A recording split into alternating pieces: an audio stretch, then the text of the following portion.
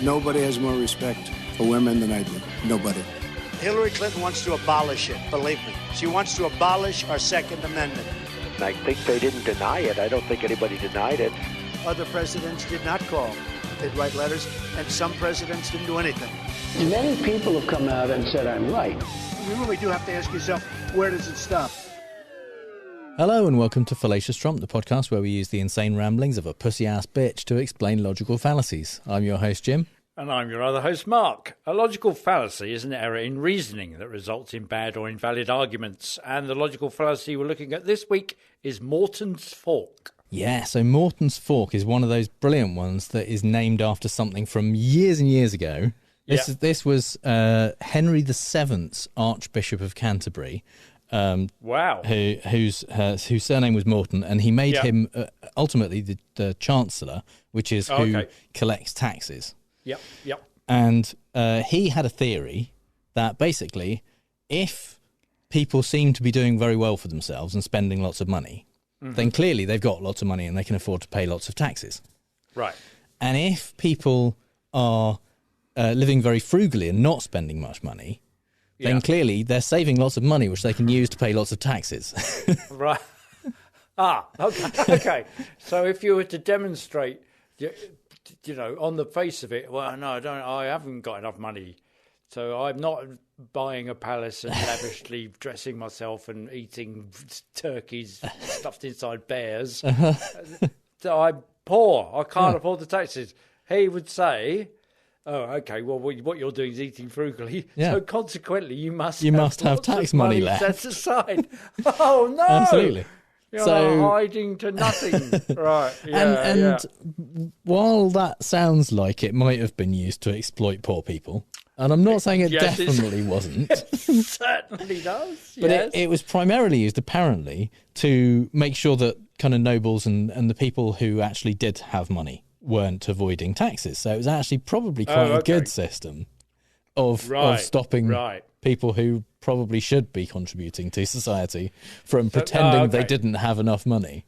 Right. By either spending it all and then running out of money, or just say, oh no, I can barely afford a turkey stuffed inside a bear. Yeah. So it's a kind of precursor to tax the rich and do away with tax avoidance schemes. Yeah, absolutely. Yes. Yeah. So medieval Jimmy Carr would have been caught by the by the system. Yeah. Yes. Call thyself a jester, sire. Yes. So what this means is that the Morton's fork fallacy is where there are two seemingly different choices which ultimately lead to the same conclusion. Usually the same negative conclusion or the same negative result. Yeah. And where it's a fallacy is where someone kind of sets this system up and kind of suggests, no, these choices are completely separate, but actually they lead to the same thing. Or where people are like, whatever I do, it's going to be the same situation, and they kind of fall into that mode of thinking. Right. And our first example from Trump is that latter kind of system where he was asked a question about testing for COVID, and this was early on in the pandemic when the White House had tests, but they weren't being rolled out across the rest of the US. Members of your own staff can get tests frequently when they need it, but ordinary Americans cannot. So when will the rest of America have the same access that members of your own White House have to testing? And you know what? If we didn't get the tests, if we did no tests in the White House, you'd be up complaining, why aren't you getting tests for the White House? See, we can't win, because if we didn't get the test, you'd be up. I understand you very well, better than you understand yourself. And frankly, if we did get tests done, you'd be up complaining about the fact that we didn't have the tests done. Now that we're doing so well on tests and so quick and so fast, 5 minutes, etc., and so accurate, you're complaining that we're getting too many tests. So you can't win. Go ahead, Phil. Wow, he's so practiced at that he was straight in on it, wasn't he? He was saying, rather than saying, oh yeah, no, it does seem to be a little bit unequal, isn't it? That we're not advocating that every member of the public should get it, and we should put some system in place whereby they can. Yeah. And yet, because of our privileged position, we're getting the tests. He could have gone on and there said, are many all of better that, answers. Yeah, Absolutely. But he just reaches straight for. If we did it differently, you would complain. Yeah, absolutely. Well, how do you know? Well, yeah, because it's you. Of course, we bloody would. But how do you justify not answering the question by that? I know you very well, better than yourself. Yeah. Oh my God! No, I forgot how much I hate him. I know, absolutely. When I was listening to that, I was going, "Oh, he's such an arsehole." yeah. And then you're like, oh yeah, no, we knew that already. But no, it's. I mean, there's loads of ways that this is not a hard question. The question is simply, when will Americans get the same access to tests as the White House currently has? And it's a reasonable question. It's a fair question. And the question, crucially, isn't. Why do you have too many tests? Yes. Because that wasn't the problem. When you're complaining about the numbers. Yeah. No, they weren't complaining. I think most people would agree that the government should be tested so that they can continue to do their job. Yes, he could have got a free pass with that, but no, he's immediately. He's a very sensitive chap, isn't he? he's immediately on the defensive. Yeah. Well, and as we know from reading Mary's book, that comes from a history of that kind of upbringing. Yeah. Where you said, "Why aren't you as good as the other guy?" That's what he's hearing, isn't it? Why? But that's the thing. It's his lack of political experience, isn't it? Because any other politician would have said, we absolutely recognise that this is a very important thing. We're working as hard as we can to make sure that we roll out tests to the American people as fast as we possibly can. And in order to help us do that, we need to make sure that our team is healthy and not causing more problems and therefore delaying the issue for the American people. We need to and be in a way, we're doing you a favour strength. because also we're testing the efficacy of the tests. We're putting ourselves in the firing line for this stuff on behalf of you. But no, it's you're complaining about us testing, and if we weren't testing, you'd be complaining about that too.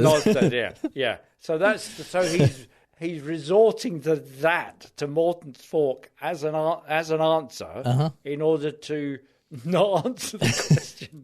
In order to avoid the accusation. Jesus Christ. So our second example comes from Mike Lindell, and this is when there'd been an election and the governor of New Jersey, the one that was elected, was a Democrat, and the one in Virginia was a Republican. These votes that came in, 40,000 votes, they're not real. They're not real. I've been getting floods of texts on my phone and emails going, they did it again. They did it in New Jersey. Now remember, they still cheated in Virginia, even though the Republican won. But for some reason they didn't do the big dump in the middle of the night. Maybe it would have been too obvious to steal two horses at the same time.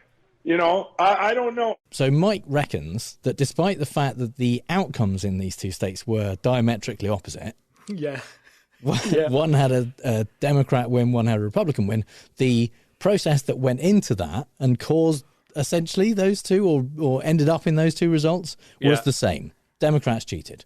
So they cheated in New Jersey and the Democrats won. They also cheated in Virginia. Don't assume that they didn't cheat. Of course, they also cheated in Virginia. Just because, but in such a way that the 40,000 vote dump that happened allegedly in New Jersey, didn't happen in Virginia. Didn't happen. They cheated some other way. But they cheated some other way because stealing two horses is much more apparent than just stealing the one. Yeah, because if you're going to commit massive widespread voter fraud, you don't want to do it in two states at the same time. No, that would be too obvious. But not on election night. No, you wouldn't want to do that. On the one chance you've got. Yeah, absolutely. Load the ballot. No, boxes. You can imagine them getting together and going, well, I mean, obviously we're going to cheat in New Jersey. Shall we also cheat in Virginia? Yeah, let's cheat in Virginia, but let's not win there because that would just and people would suspect that we cheated. Obviously, we'll still cheat. We're not going to not cheat. That would be crazy. No, but we won't cheat in the same way. So how to the are we extent where we win? So how does the cheating benefit us? Oh no, well no, because you've got to take one for the team. Yeah.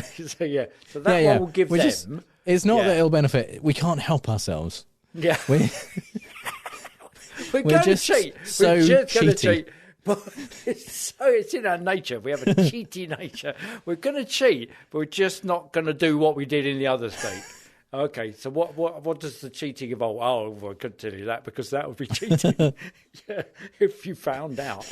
Jeepers creepers, that's another one of those twisty turny. Oh yeah, that thing that we're trying to prove happened and that there's no evidence for. What we're saying is it happened, but there's no evidence for it. Yeah, to be clear, there's no evidence in either state. No. Just go back to pillows, Mike. For heaven's sake. He can't leave it. He's too invested now. Yeah. I mean, basically, no one's selling his pillows anymore because he's gone so mad. Yeah. That like big companies that make lots of money are going, yeah, but we don't really want to be associated with this arsehole. No. So he's made his bed and now he's going to have to lie in it. It's the best I could do. And now is the time, I think, for Mark's British politics corner. Yet again, in British politics, I think that whilst our politicians are heinous examples of terrible people, they're actually quite aware of being caught out saying the same thing twice on two sides of the argument and kind of purporting that both things are exactly the same, or both things are different, but they lead to the same thing. They're very careful at not doing that. Having said that, Keir Starmer's narrative about Rishi Sunak is that he's weak. That's the word that he's used. And when Rishi Sunak came to power, which was October last year, November, he appointed Nadhim Zahawi as the Tory party chair. Nadhim Zahawi had been the Chancellor for 45 minutes or so under Boris after Rishi Sunak had resigned as Chancellor. And then Nadhim Zahawi got appointed, and then probably the same day or the day later, probably the same day, resigned from his. So he was appointed Chancellor, and then Sunak appointed him as Tory party chair, despite that Zahawi had denied that he needed to declare, nor was subject to investigations into his own tax affairs by the Inland Revenue when he was Chancellor. And Starmer calls Rishi Sunak to task for not sacking Zahawi on the 25th of January 2023, says this. Anybody watching would think it's fairly obvious that someone who seeks to avoid tax can't also be in charge of tax. His failure to sack him, when the whole country can see what's going on, shows how hopelessly weak he is. A Prime Minister overseeing chaos, overwhelmed at every turn. He can't even deal with tax avoiders in his own cabinet.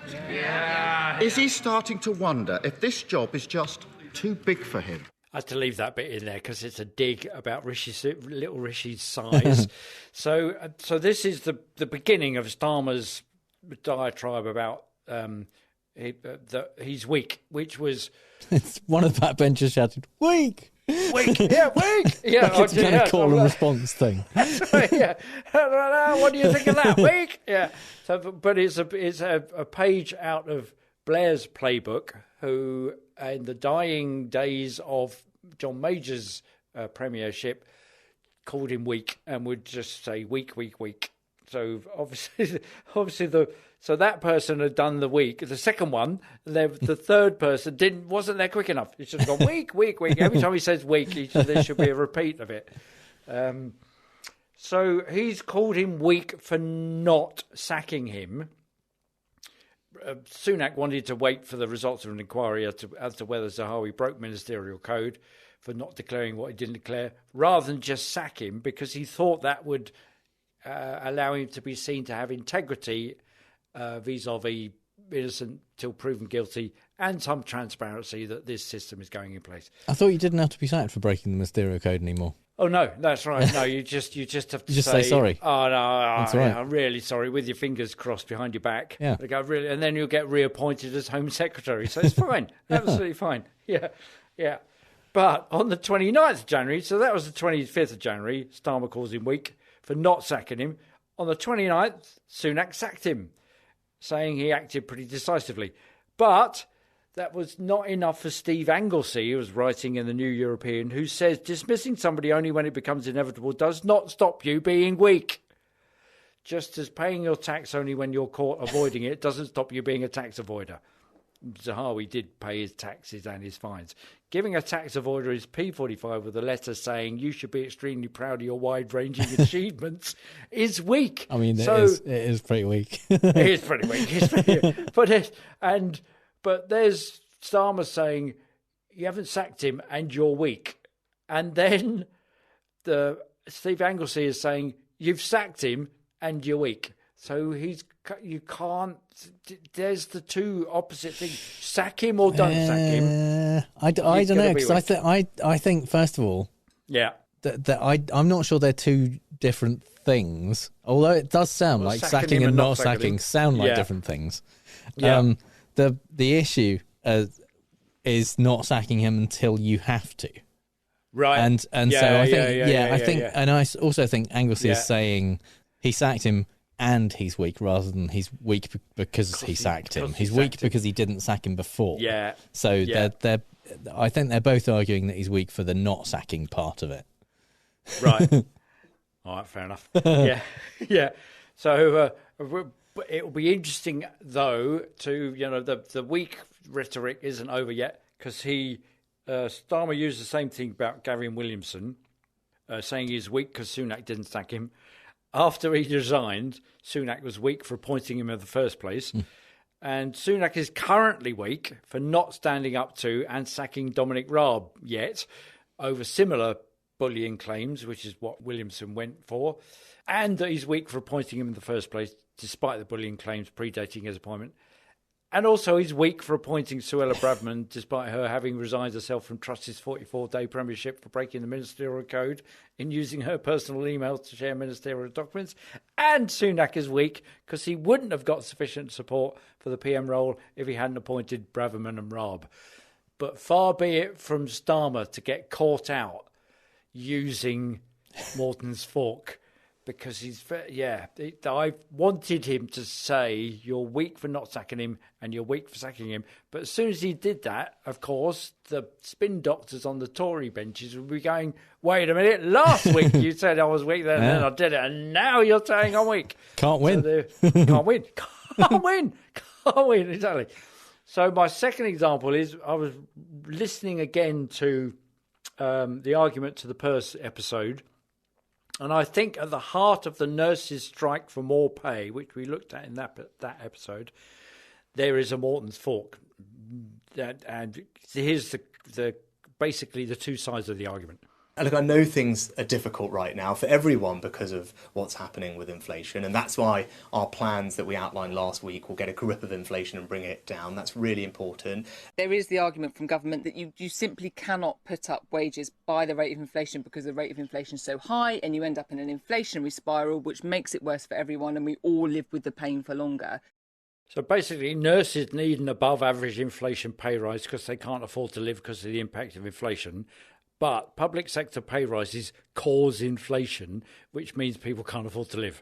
It's a fork dressed up as a circle. So there's one argument, which is you need a pay rise because of inflation. And on the other side is you can't have a pay rise because of inflation. Yeah, essentially what the kind of extension of it is that you'd be worse off either way, if we give you a rise or don't give you a rise, then you'll still end up worse off because of inflation. Because we give you, exactly, because you're going to cause it by us giving you the right. Yeah. None of it's true, by the way, which we went into. Go back to episode 115. I assume all our listeners are constantly dipping back into our back catalogue and going, just no, wait a minute, what did I say? checking Just stuff refer again. back. Absolutely, refer back to that. Yeah. I do it constantly. Yeah. What was it I said? Yeah. Did I make an ass of myself? Yeah. But the answer is always yes. Yeah, you don't need to check. No. You can save yourself a lot of time. Thanks. Yeah. No. Yeah, that's right. Yeah. No, soften the blow, why don't you? Yeah. So, and then finally I realised that what this Morton's Fork thing can lead to is encapsulated in this example. So what we have here is this astute political commentator, Francine Lewis, on Boris Johnson's imminent ousting from office last summer. And she's talking on the bastion of astute political commentary, GB News, on the 10th of June 2020. And actually, it's none of those things. GB News is the equivalent of Fox News. It's just right-wing. Oh, it would love to be Fox News. It's more. It's like OAN or something like that. It's Newsmax. But a really low-rent version Fox News. of and they just kind of wheel out these people, and you look at them and you go, oh, didn't you used to be a Radio 1 DJ, or weren't you a environmental program maker at some point? Only you just got older and you're wearing less makeup and you're greyer. And also, Francine Lewis is a D-list Britain's Got Talent winner in 2013 for doing impressions of E-list nobodies. So they got her on to talk about the political ramifications of Boris Johnson's imminent ousting from office. An obvious choice. Obvious choice.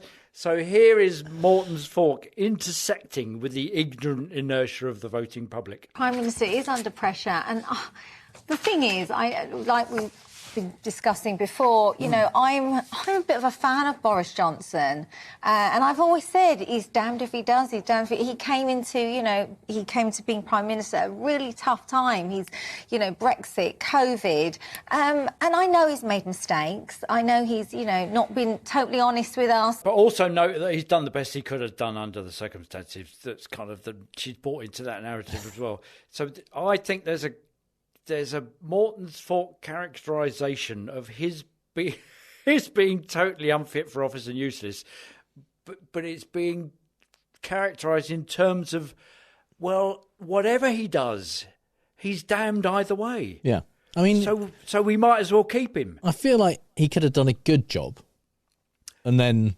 people wouldn't have been so angry with him. Yeah. Yes, no, absolutely. There was another option, is what I'm saying. Yeah, it's a complete.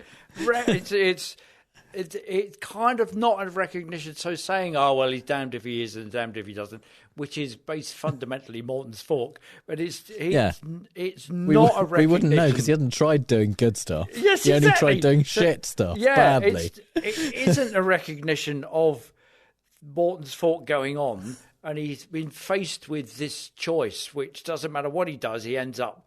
It's characterising it as that, a characterisation of all the chaos and absolute bollocks that he's wrought on Parliament and the country, as if he's being presented with options which are ultimately Morton's Fork. And it's utterly beyond Francine Lewis to know that and to say that.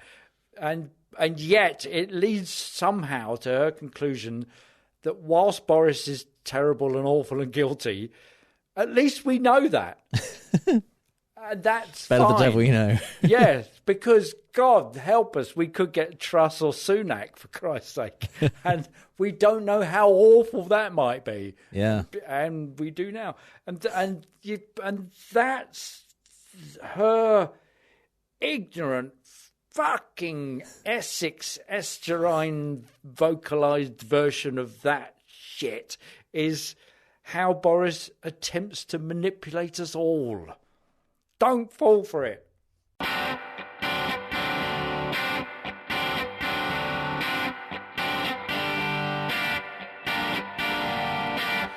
Your heart tells you yes, but your donors say no.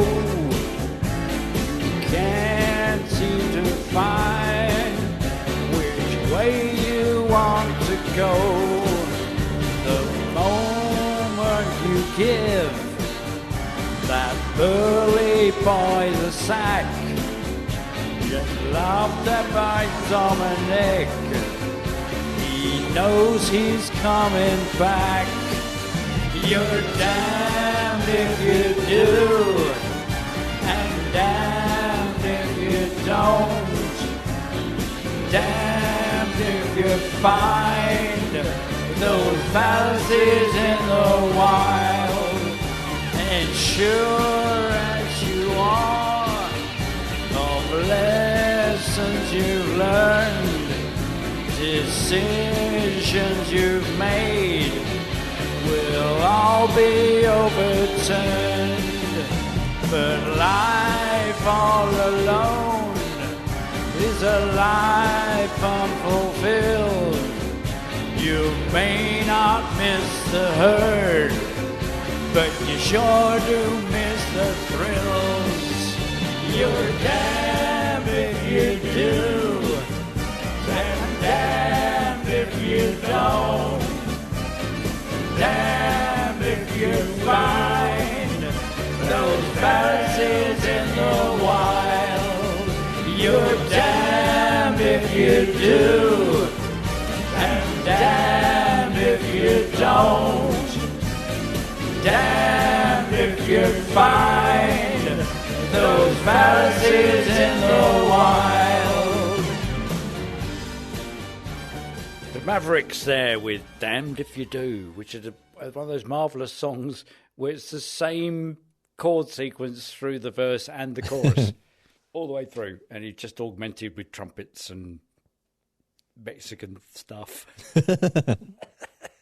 So in the Fallacy in the Wild, we like to talk about the fallacy of the week from a non-political perspective, and our first example this week comes from Tim Minchin's brilliant adaptation of Matilda. Yeah. Matilda Wormwood is a criminal.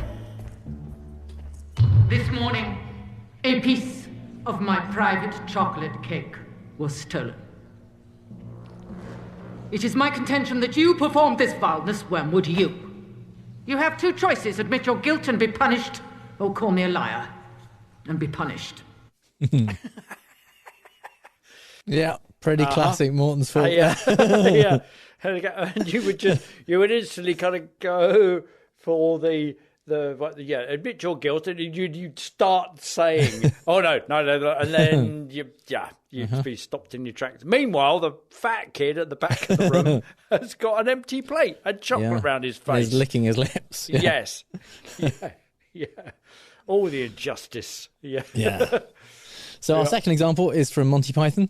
And this is a film producer clip where Graham Chapman is playing Irving Salzburg or something like that, I think his name is. Yeah.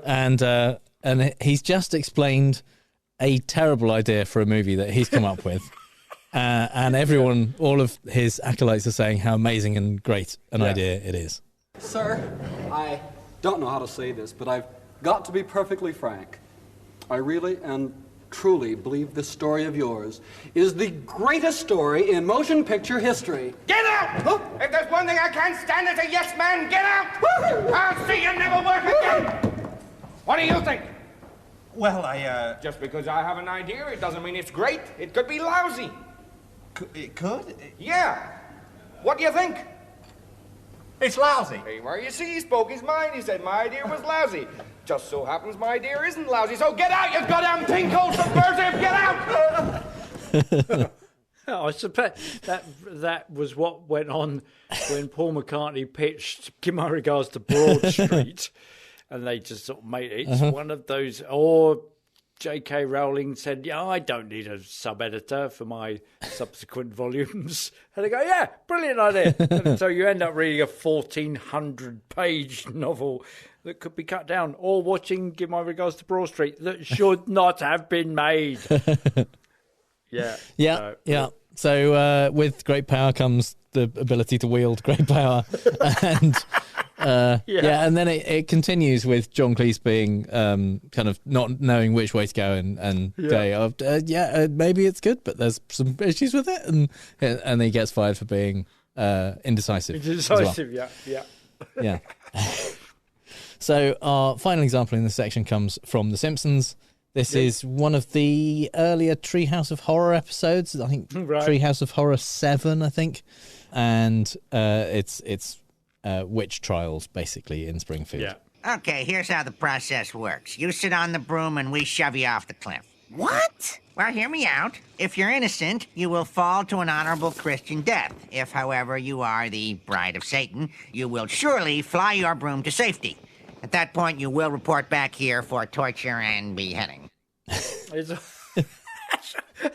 love that. So there's this assumption that, so you fly down off the cliff over to that landing, and then you'll just come back. You'll just report back. Yeah. You will report here. Yeah. Because if you've got the power to not fall to your death and be dashed into 1,000 pieces, what you're going to do is definitely come back and be subject to the law of the land. Yeah. Well, because I saw an image of Morton's fork being used as a tool to dunk a witch into a pond. Yes. Which is the thing that it reminded me of in studying with some kind of morbid glee the medieval tortures when I was at school. And one of them, of course, was dunking your witch into the pond with the ducking stool. And if they drowned, then they are innocent. But if they survived, then they're a witch, and they would be that's why I picked to death. This clip, because that is a common belief. Right. So in the UK and in the US, for that matter, this was this ordeal by water, the trial by ordeal, was a common thing that people did do to try and figure out who was a witch, and they would tie the thumb of the right thumb to the left big toe and vice versa, left thumb to the right big toe of people who were accused of being witches, and then they would throw them in the water, or they would use dunking stools or whatever. And the theory was that if they drowned, then they were innocent, but if they survived, then they were a witch, and then they would be killed. But actually... by dunking them into water and drowning them. But actually, they didn't leave them to drown.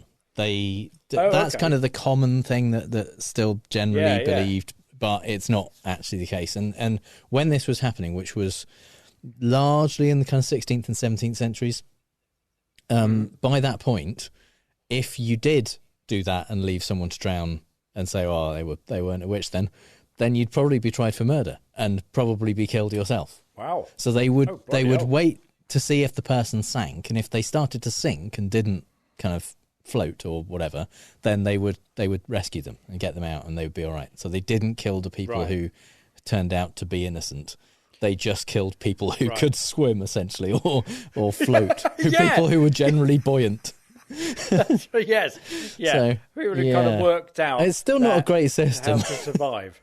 No. But So if you were working hard to not drown, then that was to your detriment. Yes. Yeah. And in fact, as recently as 1728, this was still being done in Hungary. Wow. So it was, and in some countries they actually had it the other way around. So if you sink, then you're a witch, and so they would still get you out and then kill you. But they wouldn't leave you to drown. And if you floated, then that was because either God was stopping you from dying, or the water was rejecting you, or whatever.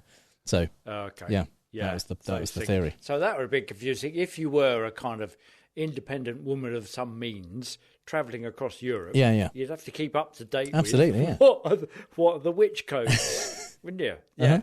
Whilst studying Baroque architecture in 1728, you kind of, and visiting the court of Louis XIV, bloody hell, you still could be done for being a witch in the backwaters of pre-Brexit Britain. You know the Monty Python one, which we've used before. Yeah. How do you know she's a witch? Well, she looks like one. She weighs the same as a duck. Yeah. There was a judge, I think, in maybe Germany, called Jacob Riccius, who claimed that actually the reason that this works, this trial by water, is that witches are supernaturally light, and you could weigh them as an alternative. Like, you don't have to dunk them, you could just weigh them, and if if they weigh I don't know if he went as far as to say if they weigh the same as a duck, but that was essentially the system. Very small rocks. Yeah, he suggested it as an alternative. Yeah. So wow. Well, there you that's go. fairly logical. Yeah. Who are you so wise in the? Yeah. So before we move on to fake news, there's time to talk about our Oscar pool, because it's now up and running. You can now take part if you want to decide which you think are the films that are likely to win the various Oscars. Yeah, you see, this is where I've realised I've gone wrong all this time, because You're mixing up what you would like to win. I was full of spite and anger and fury about how the whole thing is rigged and they ought not to win. But yeah, ignore me and just go to the fallacioustrump.com/Oscars and put in the ones you think are going to win. Yeah. They're going to win, whether you agree with it or not. I've got to get off that. But I won't. But yeah. So, and if you're guaranteed, so I was like 17th or something last year. So there are 15 places above me, because Jim will be in first place. But there, so you can have bragging rights for getting a lot right. Yes. And thumbing your nose at me, who's self-confessed film expert. And it's finally up and running, so you can go now and put in your options there. We will be going through. If you'd like to wait and hear our expert advice, we will be going through all of the films in our next Patreon only special bonus episode about all the Oscars. We'll be talking about every category and all of the films that are nominated and saying which we think will win and should win and what is not nominated that should be. Clearly and a travesty what of is justice. insane and don't understand why it was nominated in the first place. We'll be recording that on Thursday night and I'll put it out as soon as possible after that, so it'll be there for you before the Oscars. To encourage as many people as possible to take part in this, what we like to do is use it as an excuse to give money to charity. And so this year, for every person that takes part, we will be donating $5 to the Turkey and Syria support campaigns with Care International, where they will be helping out a lot of people who really, really need a lot of help at the moment because they are displaced from their homes or they've lost their homes in the earthquake, and they need your support, really. They need our support. So we'll be supporting them, and we'll be giving, as I say, $5 per person who takes part in this. If you don't care at all about films but think that sounds like a good thing to do, you can also join in that, and you can go to fallaciostrump.com/donate. That'll take you directly to the Care International website in your area. So we're gonna play fake news, folks. I love the game. It's a great game. I understand the game as well as anybody. Yes, it's time for fake news, the game where I read out 3 Trump quotes, 2 of which are real and 1 I made up, and Mark has to figure out which one is fake news. See, I realise this game represents an appearance of choice, and I'm duped every week into thinking that I can make a genuine decision of my own free will. But whatever happens, the total number of games against which my score is measured increases incrementally by 1 every time. So the impact I can truly make is continually minimised, and rest assured my lawyer, a certain Mr. R. Giuliani, has been informed of this injudicious use of Morton's fork against me. Well, I certainly would not want to go up against Rudy in court, so we'll have to see what we can do about that. Yes, and there are 3 or 4 FBI whistleblowers who back me with my protestations. Yeah, right. So our theme this week is that CPAC just happened, and it was a little less well attended than previous CPACs, probably partly because previous times, partly because Matt Schlapp, the guy who runs it, was recently accused of sexual harassment by one of Herschel Walker's staffers. Oh, okay. That wouldn't normally be a problem, obviously, because it's Republicans. No, it's Republicans. But it was a male staffer. Okay. So they're a bit conflicted, but going, yeah, that's fine, but no, yeah. Yeah, so less people went along. But Trump was at this one. He gave the closing coda to the event, and there was some images on social media of the number of empty rows of seats while he was talking. Which obviously he wouldn't acknowledge at all. But No. but he spoke for an hour and 45 minutes, and supposedly, because Mhm. you know he is a presidential candidate, you would think this would be a good opportunity to have a lot talk to about say. his platform, Yeah. his What policies, he's what he's bring going to, in, how he's going to make America great again. Yeah. He That went kind of he went a stuff, different way on that. He just ranted as usual. So here are some. We might be using a few weeks worth of this speech. This is three things he said. Okay. Number one, Biden is a disaster. He's a disaster for our country and frankly for the whole world. Everyone knows it. You take a look at what's going on in our once beautiful cities. You can't go out anymore. It's too dangerous. People are dying in the streets and he's doing nothing about it. It's like they don't care. Well, they don't. If they cared, they would. I don't know. Statement number two. Yeah. We have oil and gas, but we don't want the oil and gas cars. But we want everything, including electric cars. But we also want gasoline because the cars go longer and they're preferred by many people. We don't like quick drives and a stop for 2.5 hours. It's April Fools. They want all electric stoves all over the country, but we don't have the electric power for that. Wow. Okay. That's just like a brain fritz, isn't it? Yeah. If you got one of those CPR machines and like a defibrillator out of a public phone box and applied it to his head, that's what would come out. I mean, it might help. It's worth a go. It would. Yeah. Yeah. Exactly. Yeah. I think we should do that. Yeah. We should. Yeah. Next time we see him, we'll do that. Statement number three. Okay. He moved on to immigration by this point.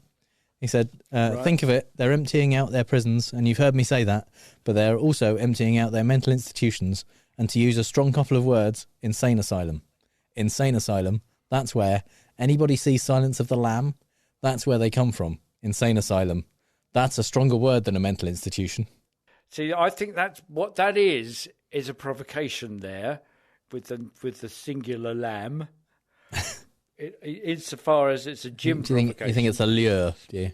I think it's a lure. I think being lured, yes. Yeah. So I think the Biden is a disaster for our country and frankly for the whole world. It's inane enough. It's kind of oatmeal. It's beige, and that bit, the fact that it goes ... I don't know. It makes it's got no bells and whistles, so it's not Trump fireworks. Whereas the oil and gas is full of fireworks. Nothing but fireworks. Nothing but fireworks all the time. All the time. All the quick drives, stop for like April Fools, electric stoves. It's got everything in there, which makes me suspicious, but also makes me think that that's right. And then we look at the Silence of the Lamb, which I think is a lure. Oh no. You've heard me say that is a very is that the kind of thing that you would know to write in?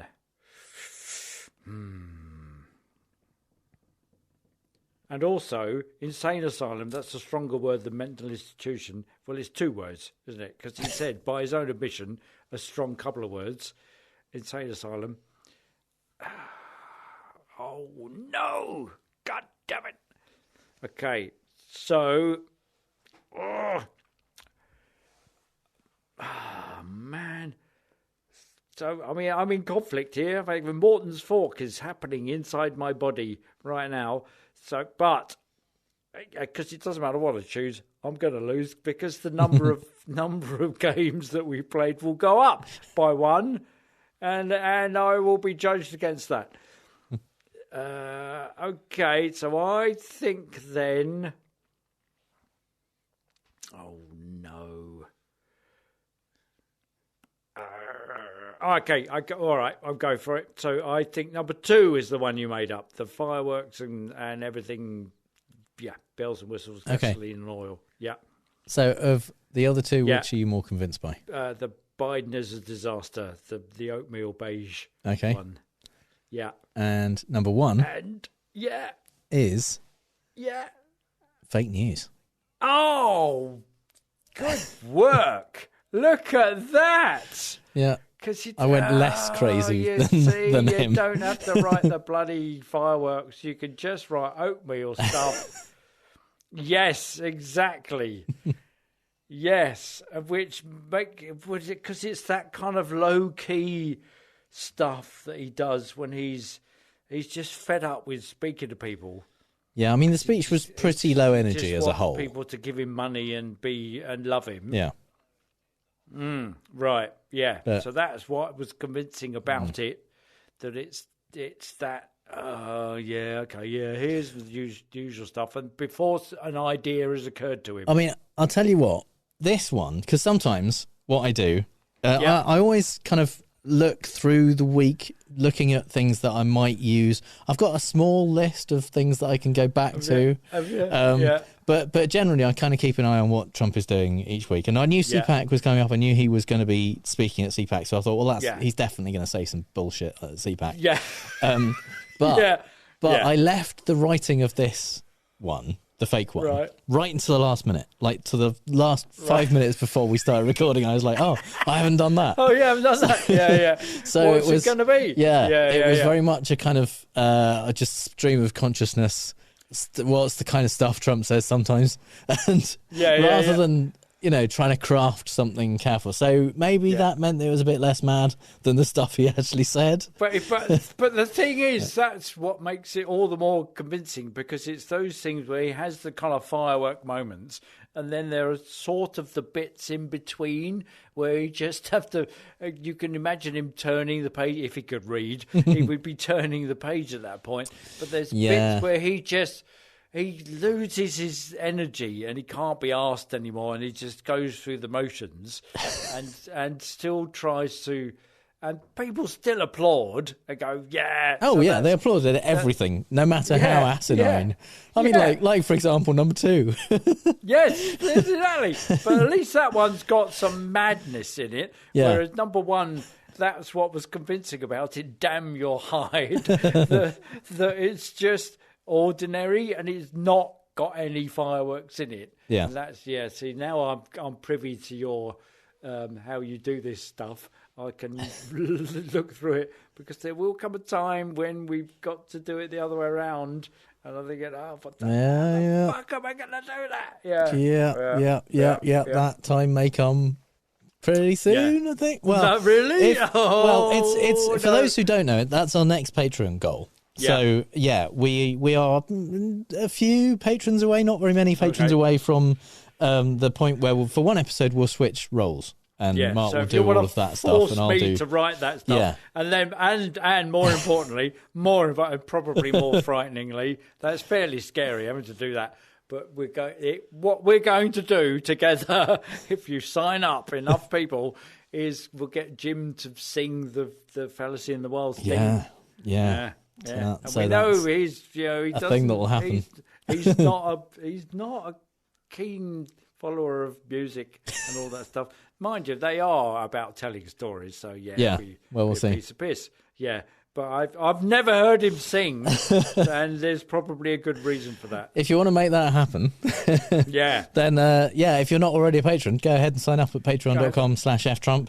And you get, and not only will that happen, but you also get access to an almost infinite amount of it is. I think far off. For legal reasons. So we ought to not technically almost infinite. What I will say is there's roughly the same number of patron-only episodes as there are Fallacious Trump episodes as a whole. So it's basically like having a whole other podcast to listen to. You get and the it's all good XL stuff. versions, yes. Yeah. Plus, you get stuff where we look at Trump-related things, and the whole of QAnon we've looked at. Yeah, not the Star Trek Q, but the whole of QAnon. And zads of stuff. Yeah. So number 2 you thought was the one I made up, and that in fact was real. We have oil and gas, but we don't want the oil and gas cars. But we want everything, including electric cars, but we also want gasoline because the cars go longer and they're preferred by many people. We don't like quick drives that are stopped for 2.5 hours. It's April Fool's. They want all electric stoves all over the country. But we don't have the electric power for that. What the fuck is he talking about? What does he think April Fool's is? Yeah. No one's being just out of pranked into having an February. electric Yeah. car. Yeah. That's right. Ha-ha, April Fool. He sounds somewhere between a pastor. Well, actually, in England, that would be a very... I've just had the experience of attending a high church, sort of Catholic, but Church of England version of Catholicism. Thank you, Martin Luther. Sing-songy high voice, which is just an extraordinary thing to witness. And it also somehow brings to mind Davy Jones from the Monkees complaining about what happened when the Monkees broke up. It's just that weird. It's a kind of whiny voice. But what? This is the man who wants to be the president. He's not. These are his. This is his platform. We want oil and gas. We don't want oil and gas cars. We want everything, including cars, electric cars, gas cars, and stoves. Yeah, can't have that. But we haven't got enough electric power for that. So you can't have electric cars if you've not got enough of stoves. I'm pretty sure they have enough electricity for everyone to have an electric stove. Everything in America is electric, isn't it? All of the like, food processors and popcorn makers and everything. Everything's electric. Getting an insight into Mark's view of America. Yeah, that's it. That's all. Yeah, it's from about 1956. Yeah, that's it. Yeah, apart from big, massive Buicks and petrol, those kind of solar-powered magnetic float of Professor's Floor lawnmowers that were drawn in 1950. It's on the cover of sci-fi magazines. That's what America's like, isn't it? But yeah, this segment, skirts. he had a teleprompter for this whole speech. I mean, obviously he didn't stick to the teleprompter. He never does. But often it's easy to tell because there's bits that make sense, and then he'll go off on a bit of a tangent. It kind of goes, and we're always thinking of that. That's the worst. Yeah, and he'll say stuff like, I say that sometimes. I just heard myself say it. Yeah. That's what I always say. And it's really bad. Yeah. But this didn't seem to be a digression from something previously that he was saying. It's not even the prompter isn't say something about oil and gas. I don't know. They can't. I mean, they can't have written any of this stuff down. Who is writing it? His campaign managers. He's got interns, hasn't he? Maybe he's not going to pay something. anyone. I don't know. If he'd written it, I wouldn't be surprised if he'd written it. There would be pictures. There wouldn't be any writing. There would just be pictures of a 1950s sci-fi cover of a floating lawnmower. Yeah, person, man, camera, TV. Exactly. Oil, gas, electric, stove. Yeah, that'd be it. We don't like quick drives, and they stop for 2.5 hours. Nobody drives quick drives.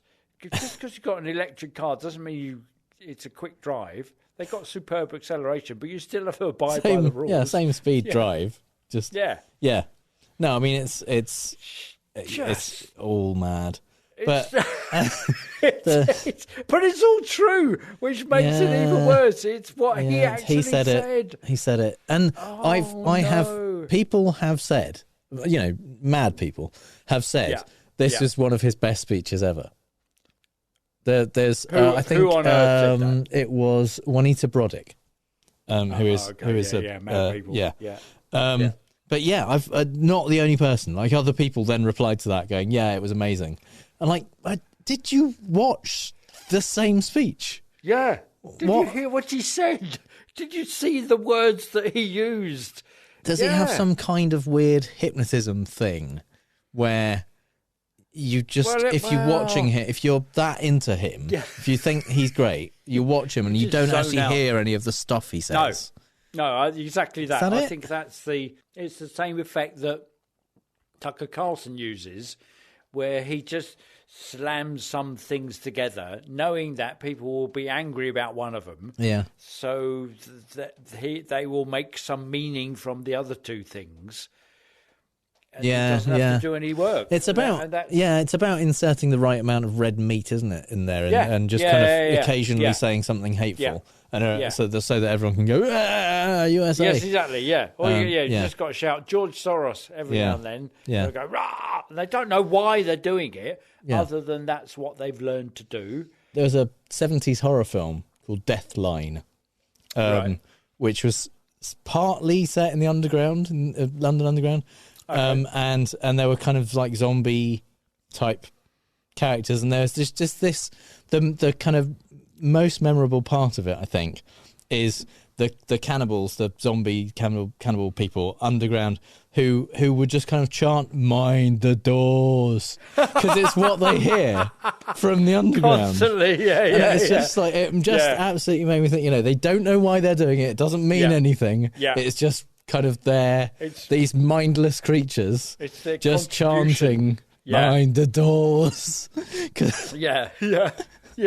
Oh, there's a goon show called the Scarlet Capsule, which is a bit like the Quatermass thing. It's a spoof of the Quatermass thing. They discovered that the Scarlet Capsule was an abandoned underground train, and the strange inscription "Minardor" was actually "Mind the door." Mind the doors. Yeah, so that would be mind the doors.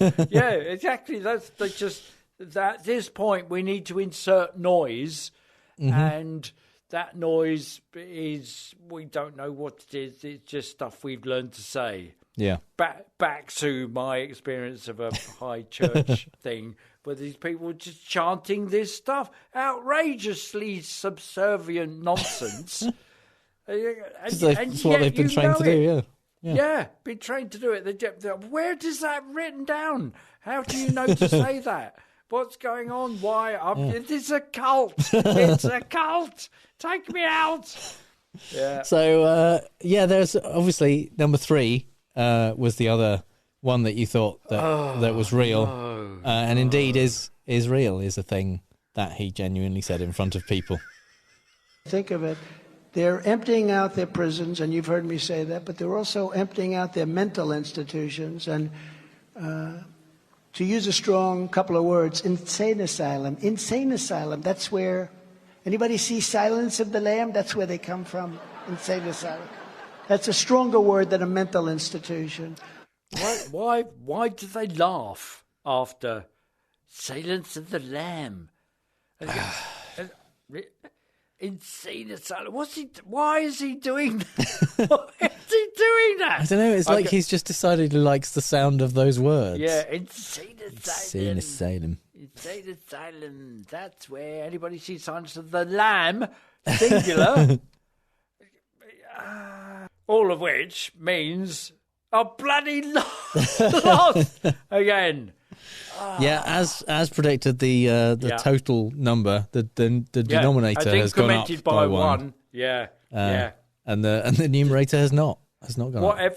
Whatever choice you're faced with, it's a modern fork of the outcome is the denominator's going to go up one. So whatever the embarrassing performance that you have, your side of that, it's going to just prove to be a woeful loss of percentage points. But whichever way you go, if you get it right or wrong, the situation is the same for us. It's entertaining for us, not so much for you. We enjoy it. No, that's all right. Yeah. At my expense. Yeah, you carry on. There's a lot of you.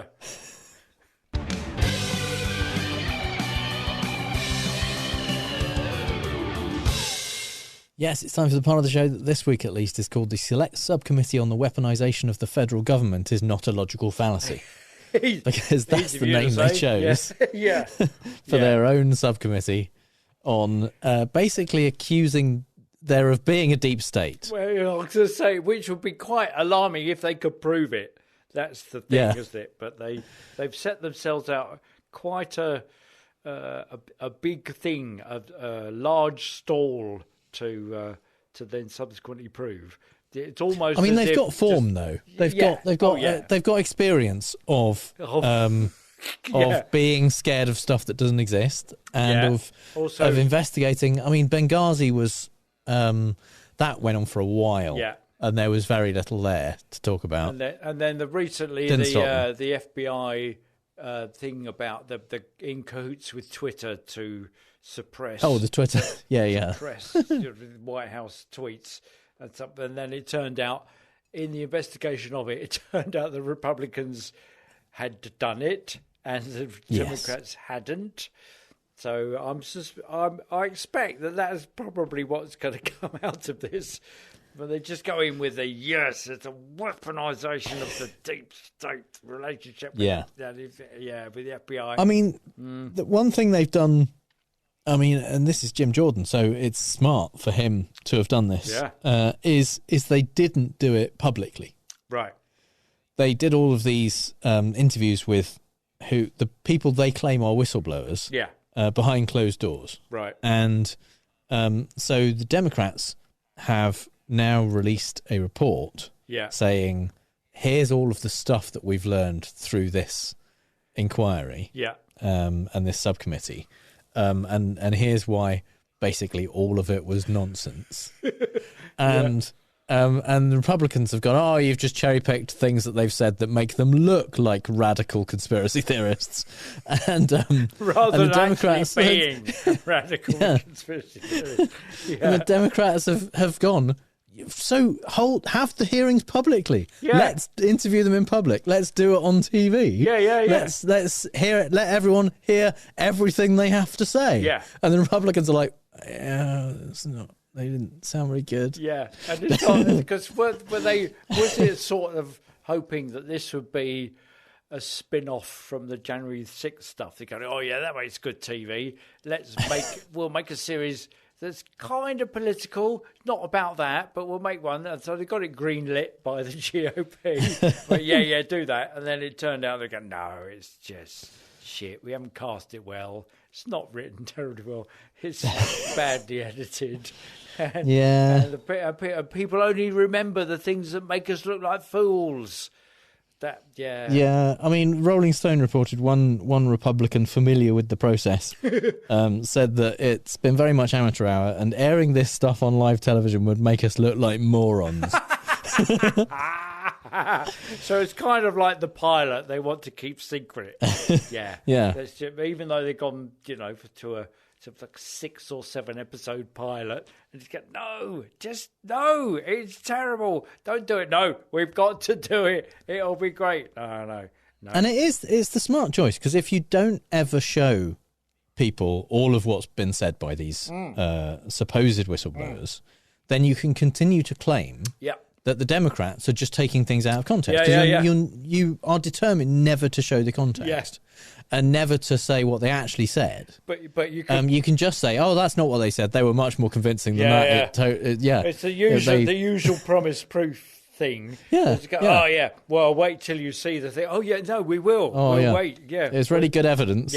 You wait. It's so good. Blow you away. All of that stuff. It's just going to make you look so stupid when it comes out. You'll just look like you've cherry picked the whole lot, and you're just being vindictive. But that day may never come.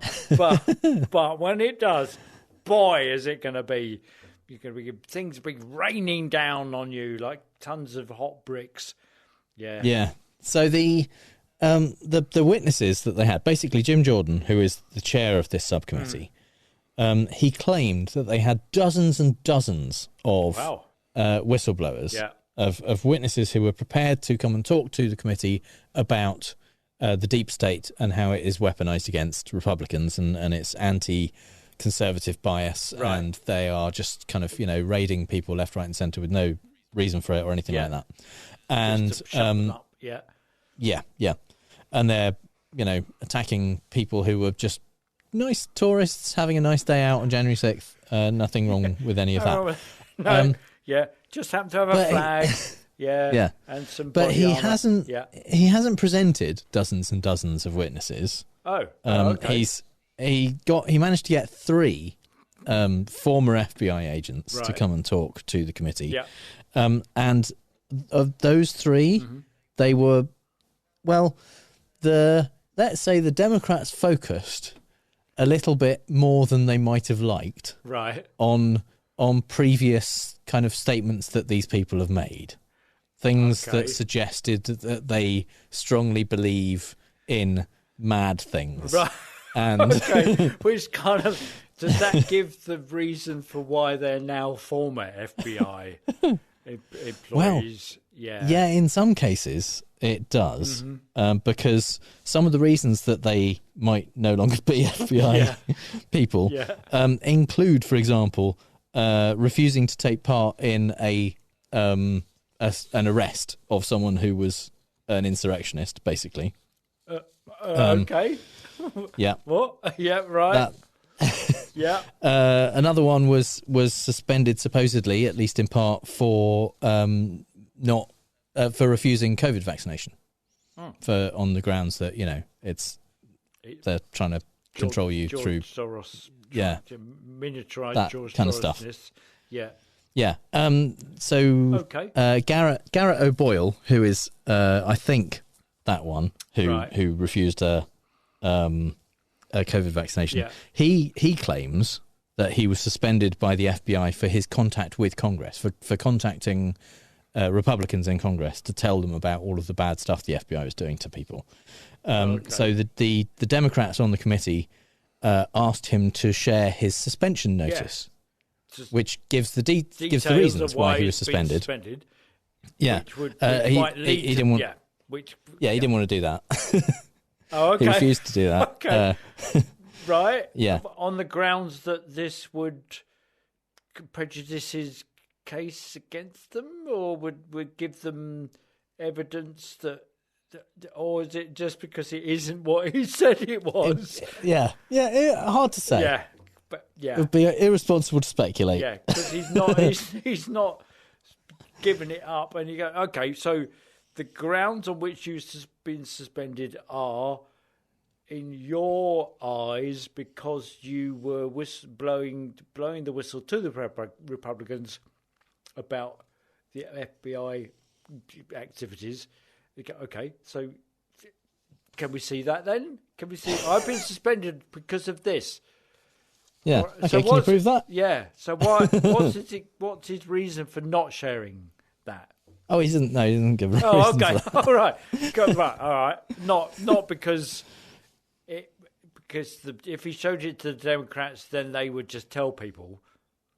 Yeah, and his counsel, his lawyer gave a reason. Right. He said, this was because he also didn't give the Democrats 50-ish documents that he shared with congressional Republicans, and so his lawyer said that he didn't release the information to Democrats on the committee because he knew they would leak it to the media. Oh, okay. So there you go, a concern which has been proven justified by them not leaking that information to the media. Right, by being transparent and open and sharing the by stuff. releasing an official report, a congressional report. Yeah, it's not secret. It's not destined for a lockup at Mar-a-Lago or anything. No. It's not that secret. Yeah, I mean, it should be said that if you are an I don't know, maybe we have FBI agents listening. In which case, you probably know this. Yeah.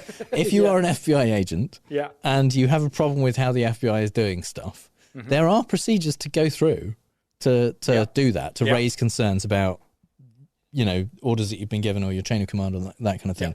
That basically involves going to the Inspector General's office. Mostly, there's other things that you can do, but instead, these people chose to go to Jim Jordan, naturally, like you do, to validate his mad theories about the deep state. Yeah, particularly O'Boyle, who's going, because the reason I was dismissed is because we get a subsidised food concession and I take the piss and I go and I've got like a wheeled suitcase and I fill it with sandwiches. And that's why they dismiss me, because I take more food than I get paid in a month. So effectively, I'm getting paid double. Well, Stephen Friend, one of the other former FBI special agents, he didn't do exactly that. Right. No, he resigned from the FBI. He wasn't. He wasn't removed, pushed, but he resigned because after refusing to take part in a SWAT raid of January 6th Capitol riot suspect Tyler Bench. And an alleged member of the right-wing 3%er militia, who was one of the guys who did a video of himself outside the Capitol, on January 6th. So it was like he was there. He was carrying an AR-15 style rifle. So he was one of the people who, according to Trump, there were no guns, but he was one of the people who had a gun there and had a video of himself with the gun. With the gun. Going, I've got a gun, I'm outside the White House. Yeah.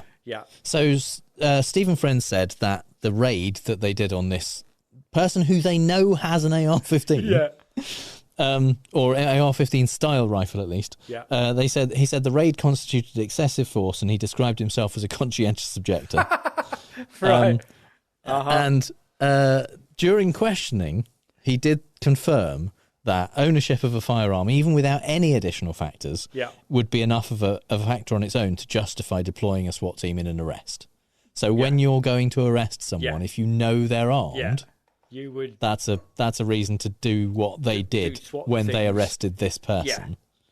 But he claimed in this particular case, because it was because essentially some of these people are oath keepers or that kind of thing, aren't they? He also claimed that he was asked by FBI officials to surveil a person attending a school board meeting, because this is another claim that Republicans keep making, that they are criminalising parents just looking out for their kids, and they're calling them domestic terrorists. These days, you can get arrested just for going to a PTA meeting. Yeah. That's the claim. That's what they're saying. Is these are parents just wanting to look out for their kids, and they're getting called domestic terrorists. Right. And so so they turn up to PTA in full body armour and absolutely guns armed. And so he's backing this up by saying he was asked, by FBI officials to surveil this person at a school attending a school board meeting.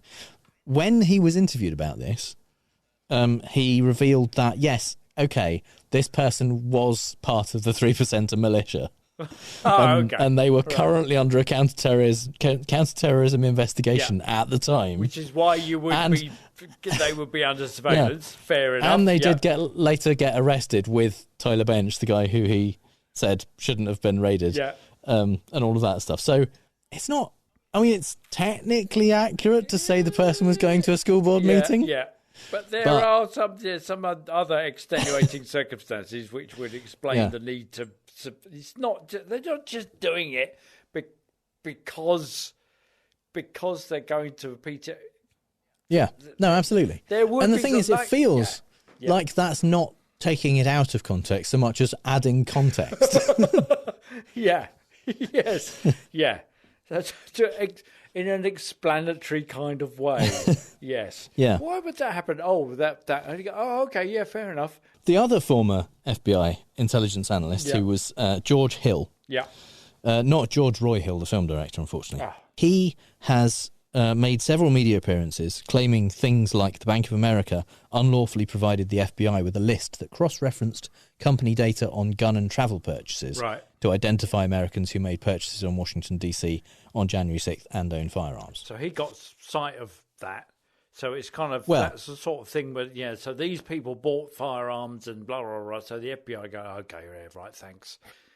So the claim he's making, and has made in media appearances, is that, the FBI got information they shouldn't have access to about people who they know own firearms and who they know through financial transactions were in Washington, D.C. on January 6th. Right.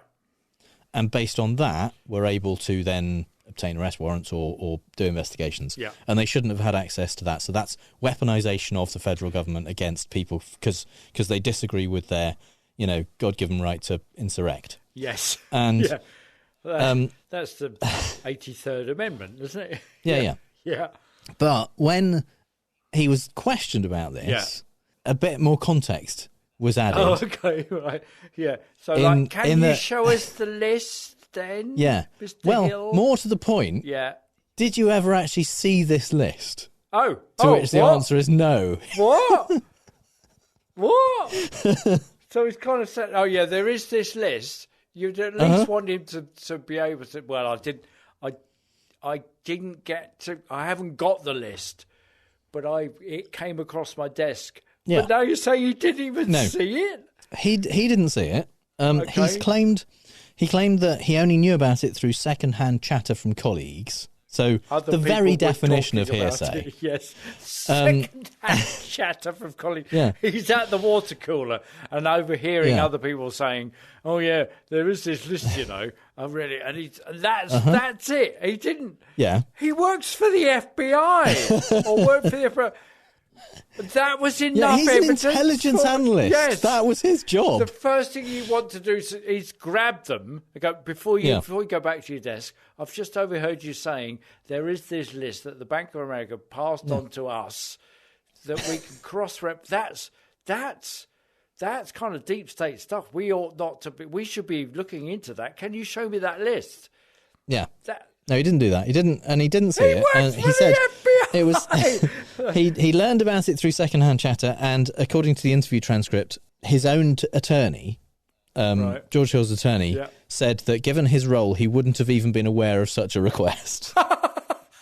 So not only did he see it, he didn't even hear about the fact that it might exist that he could then look at.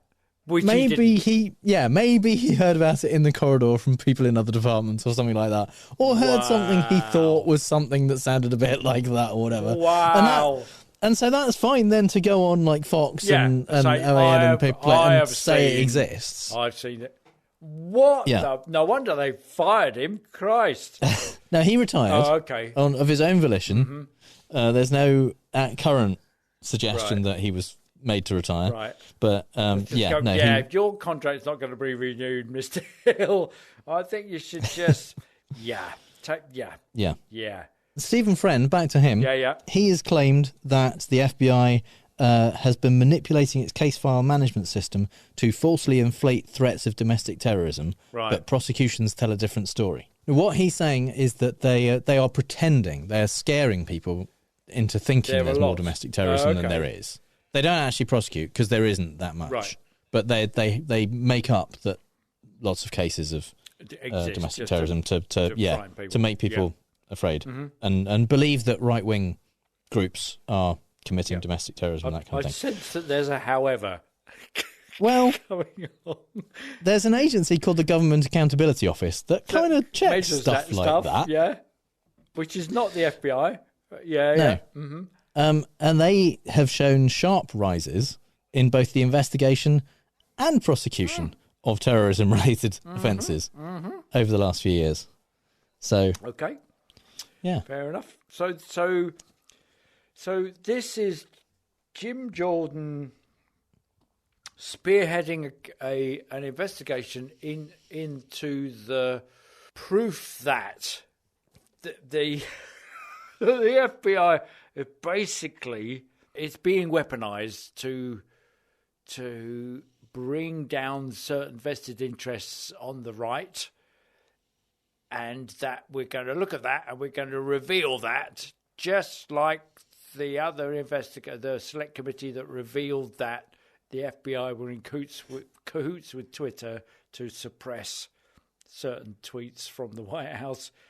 So given that they're not very effective, they're not doing a fantastic job. No. In providing the evidence to show that there is a deep state conspiracy going on that's masterminded by the FBI.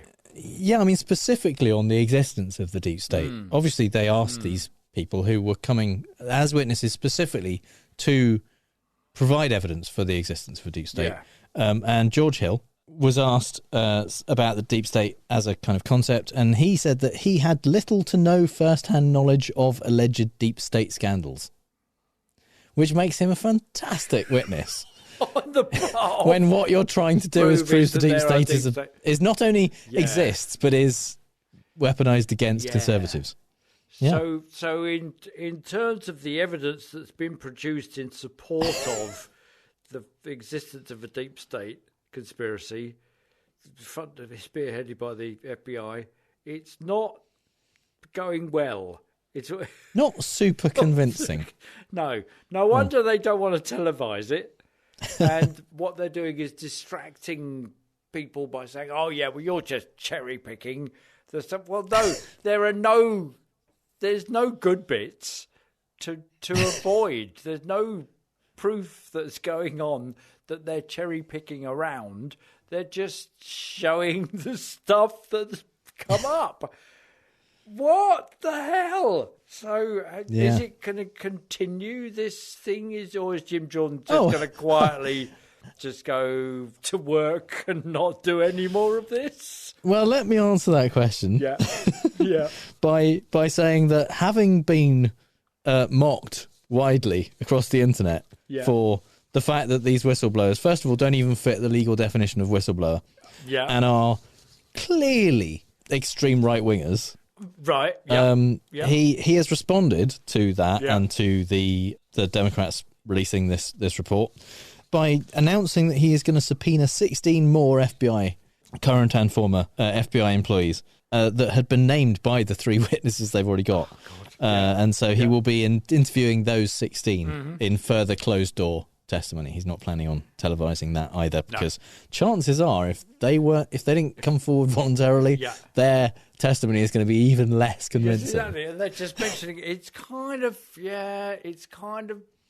if you ever want to write a Crucible 2, this is the time to write it, because they're just going to say, "Oh yeah, well you think my stuff is rubbish? Yeah, you need to talk to that guy."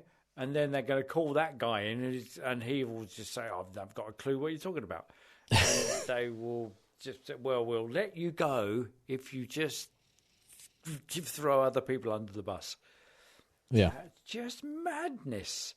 Oh, I look forward to the next season of that then. And finally, some things we really don't have time to talk about. You're not going to believe this, but we've just had it confirmed that there was no evidence of widespread fraud in the 2020 election in Arizona. What? I'm not talking about the $6 million audit completed by the Cyber Ninjas, paid for by the Republicans, which included a hand recount which found 360 more votes for Biden. I'm not talking about the investigation Trump hired the Barclay Research Group to undertake, whose results weren't released because they didn't find any results.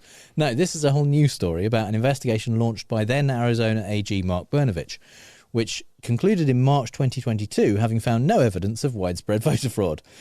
What's that? Yes, March 22 was a year ago. Why do you ask? Oh, because the report which showed Trump lost was never released. Instead, the following month, Brnovich released an interim report, claiming his office had found serious vulnerabilities in the state voting system that raises questions about the 2020 election in Arizona. Yes, that was a lie. In September, Brnovich's office produced an election review summary, which made it clear that any claims of fraud were not supported by evidence. But they didn't release that report. In fact, the only reason we know about it now is that Brnovich left the AG job in January and was replaced by Chris Mays, a Democrat. So, I make that 4 times Biden has won the 2020 election in Arizona? That's got to be a record.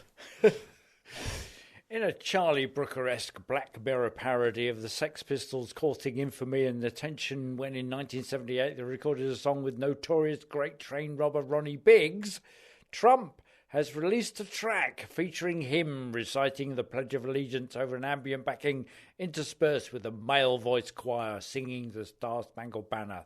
The choir are none other than those being held in a Washington, D.C. prison for their parts in the deadly January 6th insurrection he incited, and they are grandly named for this single as the J6 Prison Choir.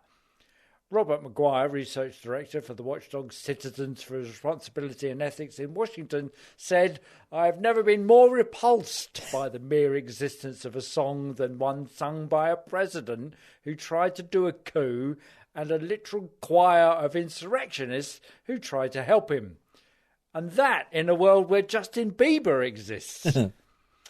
Apparently it was, quote, produced by a major recording artist who was not identified. Well, I'm not surprised because he's remained anonymous. It's awful. Basically, it's a Tucker Carlson documentary squeezed into 2 minutes, 30 seconds through the worst Zoom connection ever. Say what you like about the Sex Pistols, at least their stuff sounded well produced. And at least Johnny Rotten didn't pretend he meant it when he started advertising butter. I expect even Rotten would balk at the fact that the song is intended to raise money for the families of those imprisoned. Trying to have it all ways? Well, that's not punk. That's just self-obsessed panhandling of egotism in search of high office. Oh yeah, duh, Trump. George Santos has had plenty of publicity, including from this podcast, for all the many lies he's told, but I'm starting to think we've treated him unfairly. We've singled him out for ridicule, when in fact there are plenty of other Republicans who also lied about their backgrounds. I'm not talking about the many, many lies of failed Georgia senatorial candidate Herschel Walker, or even the ever-shifting heritage of Florida Republican Anna Paulina Luna, who, like George Santos, has claimed to be Jewish, despite her whole family saying she's Catholic and her grandfather serving in the Nazi military. No, I'm talking about Tennessee Congressman Andy Ogles, who seems to start every question he's ever asked by saying this. Well, so I'm an economist, and I ran to fix the budget. I'm an economist. Yeah, so I'm an economist and worked in as an economist. As an economist. Now, if you're a sweet summer child who takes Republicans at their word, you might think Ogles is an economist. Mm-hmm. But if you're Nashville's News Channel 5, you might look into it and discover that, well, he isn't. Sure, his congressional bio says he graduated from Middle Tennessee State University, where he studied policy and economics. But when News Channel 5 tried to check, they found that he'd blocked release of his college transcripts. Totally normal thing to do, which he later claimed was due to fear of identity theft. Undaunted, News Channel 5 found an old resume from 2009 in which he claimed that his degree was in international relations with minors in psychology and English. But let's be fair, maybe there's a lot of economics in the international relations course at Middle Tennessee State University. Well, maybe, but News Channel 5 eventually got hold of his transcripts and found that even that resume was a lie, and he actually has a degree in liberal studies. He did once do a semester of Principles of Economics at a community college, and he got a C. Incidentally, News Channel 5 also looked into Ogles' claims that he'd worked in law enforcement and was heavily involved in the fight against human trafficking, and they found out that he was a volunteer reserve deputy with the Williamson County Sheriff's Office for 2 years until he was canned for not meeting minimum standards, making no progress in field training, and failure to attend required meetings. Wow. Good work, News Channel 5. Now, do you think you could look into these people before they get elected next time? The right is all about freedom of speech, and that they're being denied it across the entire media landscape, which they never tire of telling us on their YouTube, podcasts and Fox News shows with their tie-in books available on Amazon. Ron DeSantis is one of them, complaining about being cancelled from his platform as governor of Florida and runner for president. But don't forget that the right, whilst being mindful of everyone's right to be able to say what they like, are also terribly sensitive, wincing, tiny, delicate beings, almost like an individual ice structure that en masse forms snow, who really don't like critical things being said about them. No surprise then that Florida State Senator Jason Brodeur introduced Senate Bill 1316 this week, which would mandate that any blogger writing about government officials, including the governor, lieutenant governor, cabinet officers, and any member of the state legislature or executive branch, has to register with the Florida Office of Legislative Services or the Commission on Ethics every time they post a blog, and be subject to daily fines if they fail to do so. Apparently, this is because, as Brodeur told the website Florida Politics, paid bloggers are lobbyists who write instead of talk. They both are professional electioneers. If lobbyists have to register and report, why shouldn't paid bloggers?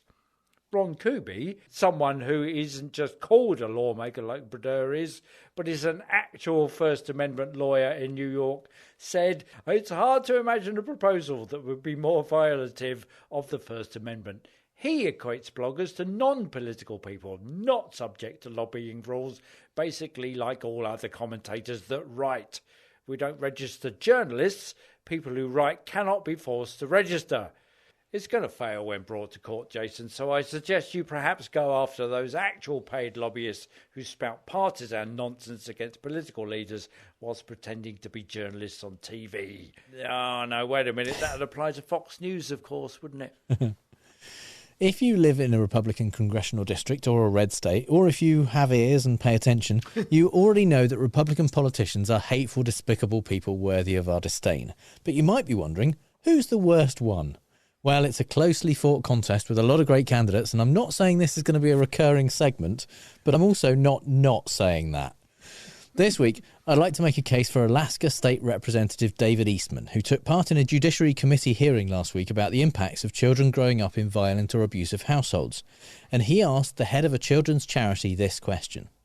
How would you respond to the argument that I've heard on occasion, where in the case where child abuse is fatal, obviously it's not good for the child, but it's actually a benefit to society because there aren't the needs for government services and whatnot over the whole course of that child's life? End actual motherfucking quote from an elected representative. Holy fucking shit. What?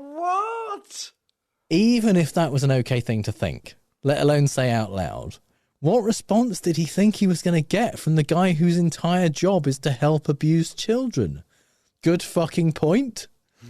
If they're going to die, they'd better do it and reduce the surplus population. There you go. Yep.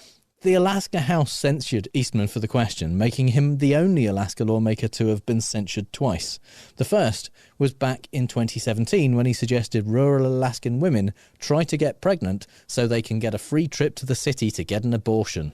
They can call me whatever they want. They can blame whatever they want on me, but I'm not going to stop doing this work. A noble sentiment from a righteously motivated, inclusive activist who's yet again being shut down by the oppressors? No, it's America, so of course what we have is another right-wing self-appointed education expert, like Stephen Crowder and Matt Walsh, who is so aggrieved by the fact that they can't make enough money from their outrage channels alone that they're going after the children. The quote is from 28-year-old Chaya Raichik, who's added author to her list of self-described accomplishments, which also includes real estate agent and full-time internet troll, though neither journalist nor expert in child pedagogy make the list. Despite that, she is certain that the left wants to indoctrinate school children and so has written a book that has really important messages for some of these things that we're seeing in our culture where they're really targeting children and going after the kids. No, we're not seeing that, Chaya.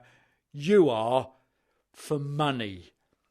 To combat these far-left activists in our schools who want to tear down childhood innocence, she's created a book that's really not political. It just has a message for parents and children across America. No More Secrets, The Candy Cavern, tells the story of Rose, a second-grade lamb whose new teacher, Mr. Woolley, is more interested in giving her sweets than teaching her how to count and read. Well, whilst the parallel Raichik is drawing with his tale is unclear, I suspect that she knows that her hate activism followers will do all the work she's not done in making the allegory clear in their red mist descended heads. Normally, people would throw this stuff away as the insane ramblings of an AI sentence creator learning how language works. So fair play to Chaya for monetising her trash can, which actually is exactly what her online presence has done thus far. How many left-leaning constituents have to die as a result of the threats of violence and harassment that the likes of Chaya attract against their subjects, including actual bomb threats to children's hospitals that she has targeted? How many before the right can ease off, secure in the knowledge that no one remains to vote against them? Oh, that's right, never. It's a never-ending war against reasonableness and a sense of supportive community. It's a really weird analogy. Because I think what she's going for is saying that the kind of the indoctrination that she and people like her, Matt Walsh and Stephen Crowder see is talking about the existence of gay people and trans people, right? Right. Yeah. And that is happening in schools, even if the parents wouldn't allow it. Right. And so in that way, they've got this teacher giving candy to the kids, even if they're and saying, you're not allowed it at home, but you can have it in my classroom, right? Okay. That I think is what she's going for. But what she's done in that is equated knowledge about gay people and trans people as something which kids desperately want but can't get at home. Yeah. And aren't allowed at home. Yeah. And if this is a children's book, so it's for kids. Yeah. She's telling the kids that the stuff that your teacher wants to give you that you're not allowed at home is awesome stuff you really want. Yeah. It's mad. When parents tell their kids not to accept candy from strangers, they're not saying it's because it's candy. They're saying it's because the strangers don't only want to give you candy. They want to do bad stuff. The bad stuff is bad. Yeah. Ignore the good candy. This guy is just giving them candy. Yeah. That's all he wants to do, this lovely teacher. It's lovely woolly sheep. But that's the thing. She's not got sufficient. Well, I think she's relying on the fact that she doesn't do any work at all on her hate-generating channels. The audience does all the work. We know, as filmmakers, about if you just juxtapose a few images, you can make an entire story in the minds of the viewer, because without doing any work, the minds of the viewer will do all the work. So the bit in Reservoir Dogs where the Stuck in the Middle with You plays, and nobody's ear gets cut off in vision. Doesn't happen. It happens in which saves Tarantino a fortune in visual effects. You don't have to do it. The audience does it. We know how that works, but everybody say, "Oh Christ, that bit where he cut his ear off, that was awful." Didn't happen. So she's writing this story without having to do the work of making the allegory complete, because she can rely on the fact. Yeah, she can just rely on people going, "Oh, we know what you mean." Yeah. Well, when I read about Republicans like Lauren Boebert and Thomas Massie trying to abolish the Department of Education, my first thought is they just don't value people knowing stuff, which is true. But then there's also the fact that the stuff people learn in school tends to be largely reality-based, and reality directly contradicts most conservatives' worldview. Then, of course, there's the potential to make money by turning all schools into private enterprises, and we know they love that. But then occasionally I'll read a story that makes me go, oh, yeah, that's also probably part of it. The story I'm referring to is the story of Ohio couple Logan and Katja Lawrence, the founders of a pro-Hitler homeschooling network that provides lesson plans to over 2,500 homeschooling parents. Whoa. On MLK Day, they told their followers, "It is up to us to ensure our children know him for the deceitful, dishonest, riot-inciting Negro he actually was." And in case you think the reports calling them Nazis are Godwin-esque, they proudly embrace it. Katja, who goes by the rather on-the-nose pseudonym Mrs. Saxon, told the neo-Nazi podcast Achtung Amerikaner that the reason she set up the group was, "I was having a rough time finding Nazi-approved school material for my homeschool children." Yeah, weirdly. Fucking hell. Since receiving some less than entirely positive coverage in the mainstream media, the Lawrences have protested that people are cherry-picking the neo-Nazi aspects of their lesson plans, claiming these were just fun extras, and complaining we were deliberately made to look very unappealing. They also claim that Antifa is to blame for the negative coverage, and this might in fact be the first time that's true. Well, yeah. That's it. Yeah, because the people who are going to complain about the fascists are going to be, by definition, anti-fascist. Yeah. Meanwhile, on this septic isle, this small-minded world, this fecal stone set in its selfish sea, little Rishi got his deal on the EU border versus the Northern Ireland peace accord non-border announced. and he consequently hailed Northern Ireland as the prime investment environment for businesses and a fantastic place to live for residents because it had access to the UK market and the EU, and that it's unique in that no one else has that except you guys. Except that we, all of us, had all of that in the UK until his party took it all away thanks to fanacking Brexit. Whether this was a slip of the tongue, utter ignorance, or a way to usher in a better trading agreement with the EU without the ERG and other right-wing Tory party fuming, gammon-faced xenophobes noticing, remains to be seen.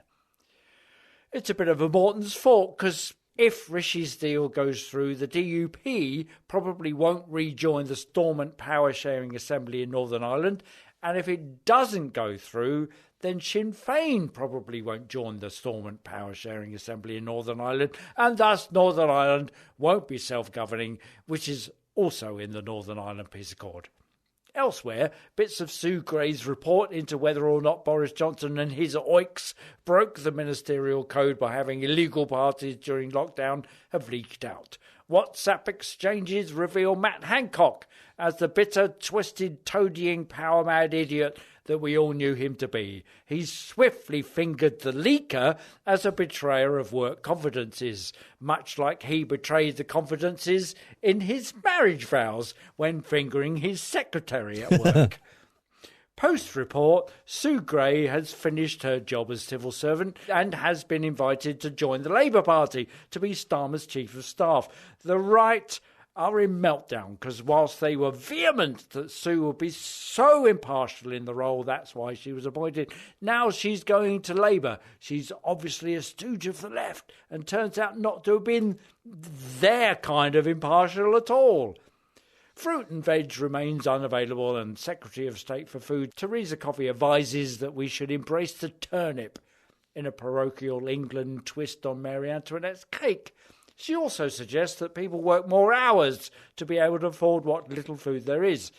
This from a woman who earns £155,000 a year and claims for her groceries and energy bills from the taxpayer on top of her salary.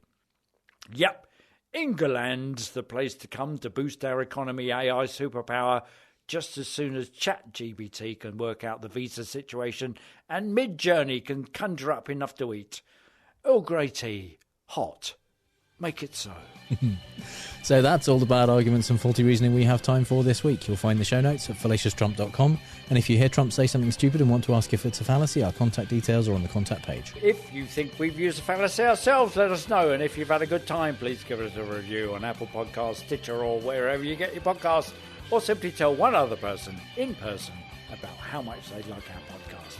And you can support the show at patreon.com/ftrump, just like our strawman level patron Don Tuvey, Renee Z, Schmutz, Mark Reicke, and Amber R. Buchanan, who told us when we met her at QED we could just call her Amber, and our true Scotsman level patrons Stephen Bickle, Janet Uetta, Kaz Tui, Andrew Houck, Max Beaver, and our top patron Lauren. Thank you so much for your continued support. It's really very much appreciated. You can connect with those awesome people as well as us and other listeners in the Facebook group at facebook.com/groups/FallaciousTrump. All music is by The Outbursts and was used with permission, so until next time on Fallacious Trump, we'll leave the last word to the Donald. That's right, go home to mommy. Bye. Bye!